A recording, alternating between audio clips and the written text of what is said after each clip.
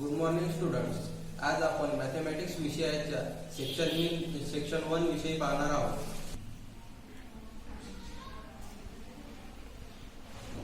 Section 1 मध्ये एकूण 7 chapter आहेत. Chapter number 1 mathematical logic,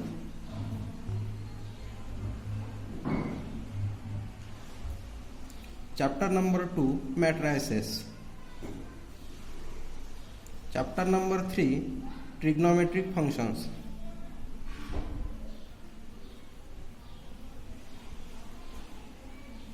chapter number 4 pair of straight line,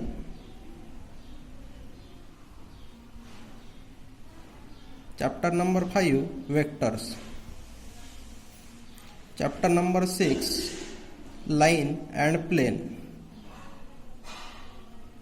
आणि chapter number 7 linear programming.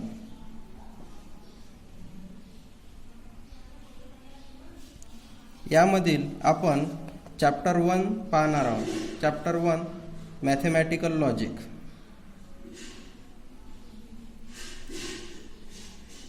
Mathematical logic या चॅप्टरला एकूण 8 मार्क्स आहेत. तुम्ही आतापर्यंत बरेच थेरम पाहिलेत. त्या थेरम प्रूव्ह करताना तुम्हाला नवीन स्टेप कशी आली त्याविषयी जर लिहायचं असेल तर त्याला रिझन द्यावं लागतं. Every mathematical proof has proper reasoning and proper reasoning involve logic. कालच तुम्ही इंग्रजी विषयाचा ऑनलाईन व्हिडिओ पाहिला. जेव्हा तुम्ही एकमेकांसोबत संवाद साधता, कम्युनिकेट करता, त्यावेळेस तुम्हाला कम्युनिकेट करताना बरेचसे माध्यम वापरतात, जसे verbal, written. The ideas are convey through sentence. There are various type of sentence such as first imperative sentence,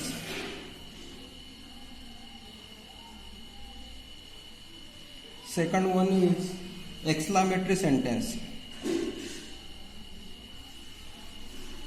third is interrogative sentence,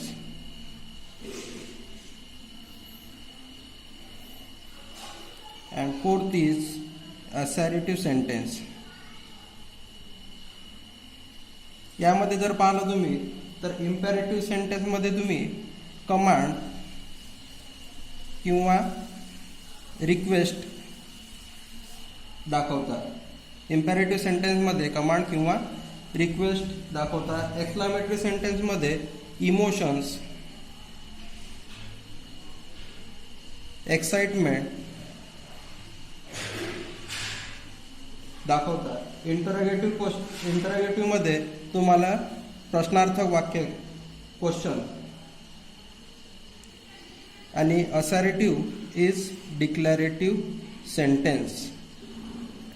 जर याचे एक्झाम्पल पाहायचे झाले तर imperative command or request, please give me a water, please give me a glass of water. Imperative सेंटेन्सचं example. जर तुम्ही exclamatory सेंटेन्सचं वाक्य पाहायचं म्हटलं तर तुम्ही त्यामध्ये देऊ शकता may God bless you.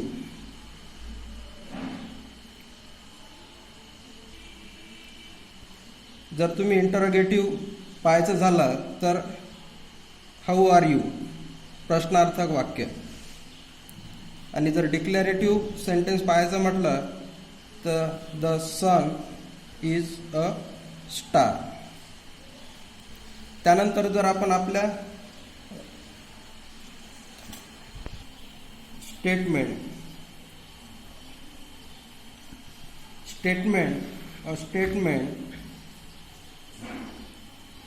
Is a declarative sentence.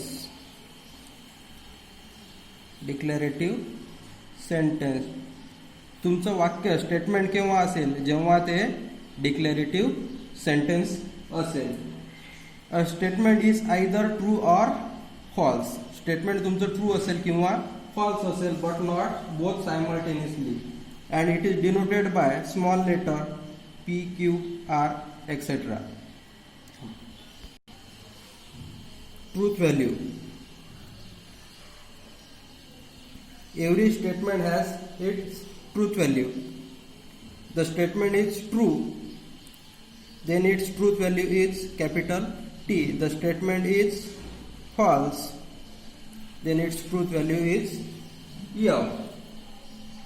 Note, the sentence like exclamatory, interrogative and imperative are not considered as a statement. The truth value of this statement cannot be determined. There is another type of sentence which is open sentence. An open sentence is a sentence whose truth value can be vary according to some conditions which are not stated in sentence. Example of open sentence: Indian food is very tasty. जर तुम्ही हे example पाहिलं तर this is an open sentence and it's truth value varies from individual to individual.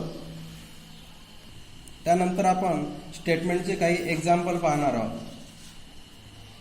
First example: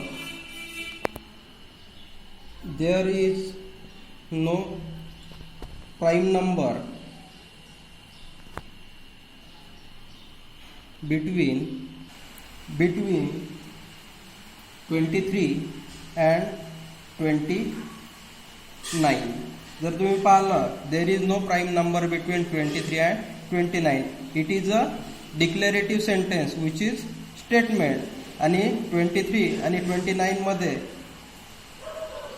एकही prime number नाही आहे, hence it is true.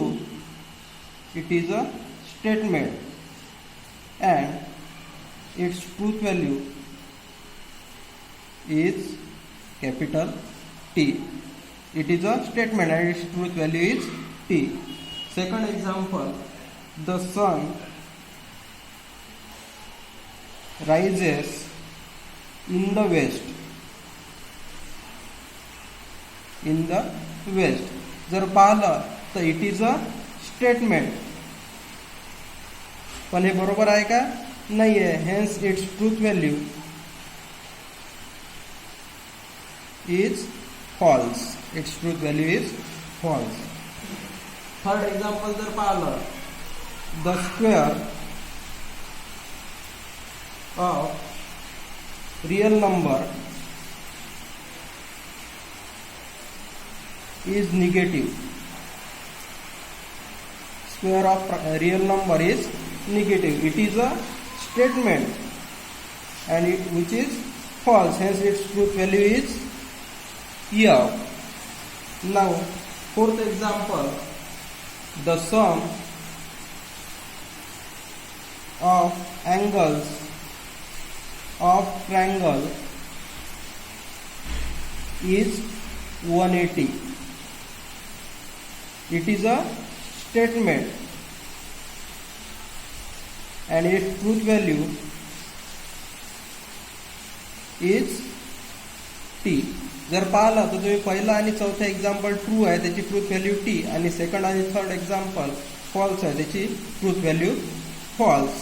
तुम्हाला exercise 1.1 मध्ये क्वेश्चन 1 सॉल्व्ह करायचा आहे होमवर्कमध्ये. थँक्यू.